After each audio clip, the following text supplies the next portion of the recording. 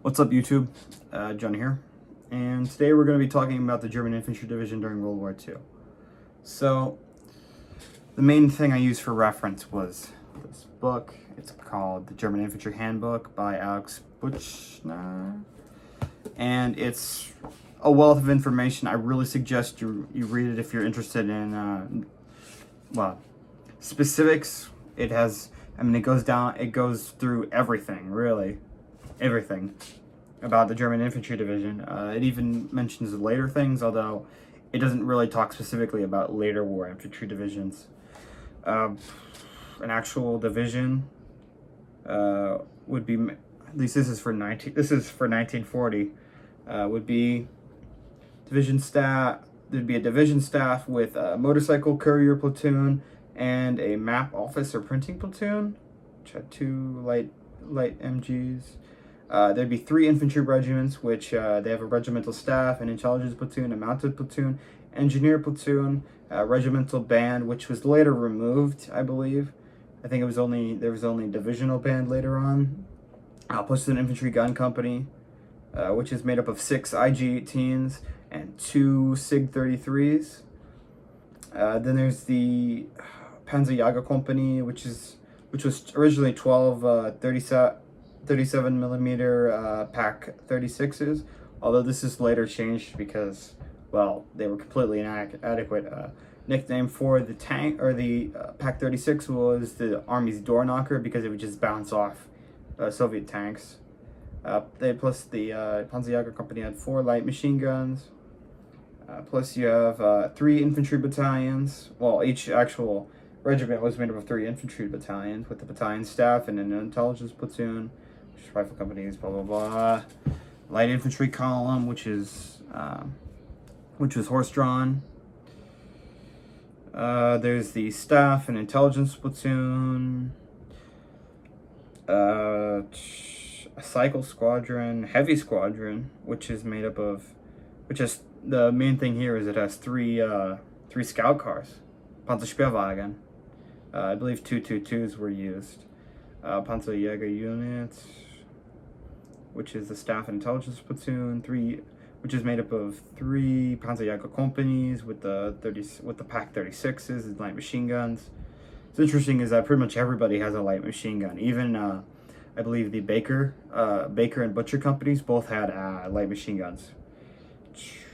Light units with then there's the artillery regiment. This is interesting, is that they had each division had 1 artillery regiment, which is the staff and intelligence platoon. There'd be 3 batteries, and each battery would have 4 of the LFH 18s, I believe is what light field howitzer or 18s, and those were 105 millimeters, and then 2 light machine guns, and there's 3 of those batteries per I believe for the regiment. There's an artillery column, then there's a heavy battalion, which is blah blah blah. 3 batteries of 3 batteries. Each have 4 of the heavy howitzers, which is, I believe, the SFH 18. It was like 150, I believe, or 155 millimeters. Those had 2 light machine guns as well. Mind you, all of these units are horse-drawn except for the actual staff units. The Stabs company, I believe is what it's called. Divisional staff, or the actual staffs of the units, and the anti-tank companies, which are also motorized. Let's see. Engineer battalion. This is 3 engineer companies, which 2 of them are horse-drawn and 1 of them is motorized. They have 9 light machine guns, 3 AT rifles, and 3 flamethrowers, although I doubt the AT rifles are used later on. They're probably ditched, and then the flamethrowers, of course, are useful. Plus 1 bridging column, B, and then a light engineer column. Intelligence unit, we had the telephone company, the field telephone, radio, and intelligence company. Oh, my favorite part, logistics. Well, this is the backline services. One interesting thing is that a lot of times that if an actual division was breached, these backline services would use their rifles that they were armed in light machine guns, and they'd help stave off attacks. And many attacks were actually staved off because of these troops. The thing is, though, is that nobody gave a shit about these guys, so they didn't get medals. Nobody gave a shit about them. In fact, they were considered lazy, despite the fact that these guys had to do so much work to keep these divisions going, especially with the really piss poor infantry division or actual division logistics, because things would have to be transported by rails, unloaded at a like divisional or corps like main supply, and then have to be carted to the actual divisions. And this put a massive strain on the actual divisions, like supply trains. But they'd have an admin unit, which is made up of a viculing unit. I'm not sure what that is, honestly. I could research it a little bit, read it in the book probably. I don't really remember. There's a bakery company, which they made a shit ton of loaves of bread. Butcher company, or butcher platoon actually. And mind you, all these units are motorized in the admin. Plus supply services, which is made up of 6 supply columns, which 3 of them are horse-drawn and 3 of them are motorized. A fuel column, a repair shop, and a supply company, also motorized. Medical companies, which one is horse-drawn, one's motorized, plus the field hospitals motorized. 2 ambulance platoons motorized. Veterinary services, veterinary company, to keep the horses, because there's a shit ton of horses. I think it was like, let me read it. I think it said somewhere where the actual. Let me check how many horses. What they said for the horses. There was like a division had an extreme amount of horses, if I remember correctly.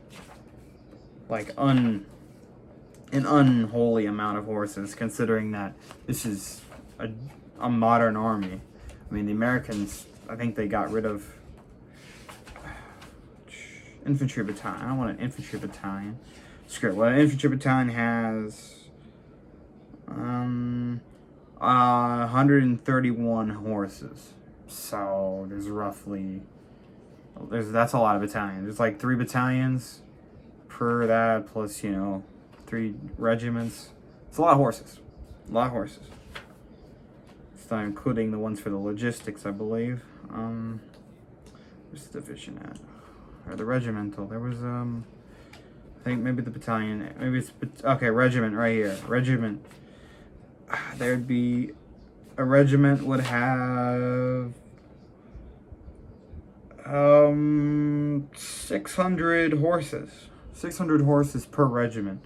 So that's roughly 1,200 to 1,800 horses per division, which is a lot. I mean, that's a lot of horses. Back to the actual, that. So, intelligence unit. Oh, yeah. There's also the veterinarian, military police, which is motorized, actually. Veterinary company was horse-drawn, ironically. And mail service is motorized, the Feldpost. Also, most of the divisions had a field replacement, a Feld Ersatz battalion that had battalion staff with 3 to 5 companies. And funny thing about it is, one division that did not have one was the 6th Infantry Division. They did not have a Ersatz battalion. Anyway, I think that's so the strength of a division, according to war strength instructions, was 518 officers, 107 administrators, 2,573 NCOs, and 13,667 men, for a total strength of 16,860 men. There's also female, blah blah blah, but they're not included. And female personnel. That's a lot of machine guns. There's blah blah blah. Interesting of note is 425 LMGs, 10 heavy machine guns, which is just a light machine gun on a Lafayette mount or a tripod.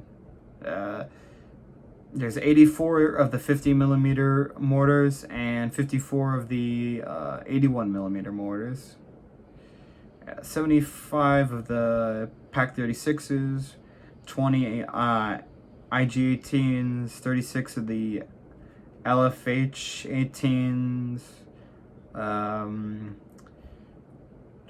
12 of the what do you call it? I believe it's the SFH-18s, the heavier ones that are 150 millimeters. 9 flamethrowers and 3 Panzerspielwagen. Oh shit, that's a lot of horses. The following horses and motor vehicles were on hand.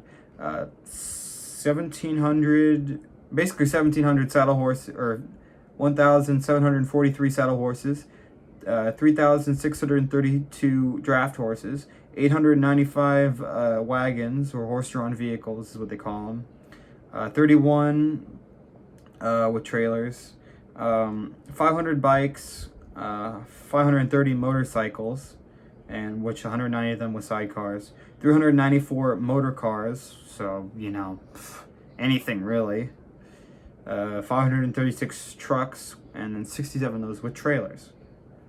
Mind you, that's a lot of horses and very few trucks if you look at it. I mean, that's 536 trucks. I mean, that isn't even half the amount of draft horses there is. And that's to supply just a division. I mean, imagine the amount of strain it must have put on, like, the actual horse breeding industry. I mean, that's a lot of horses. That's a lot of horses. And especially draft horses. I mean, you have to pull the entire... I mean, they basically pulled the German army through Russia. Oh, I think... I don't know. I think that's a pretty good overview. Of note, I believe I read in here, in like a couple of weeks, I don't even remember how many days. It was like I think it was like a week. There's a lot of reports and stuff in here. I'm not going to go into that because this video is already long enough, and I think that was a pretty good video. Talking about the infantry division and logistics and stuff. I want to make more of this, but I don't know. I don't really have that kind of I don't really feel very motivated to like actually put in like a large amount of effort into these videos. I mean, I just don't really care that much. I do plan on making a video on my Reibart manual that I got, which is it's the German service manual. It basically teaches you how to be a soldier. It's kind of like what you would have learned in basic training, but we'll see about that later. Anyway, I hope you enjoyed the video. Have a good rest of your day.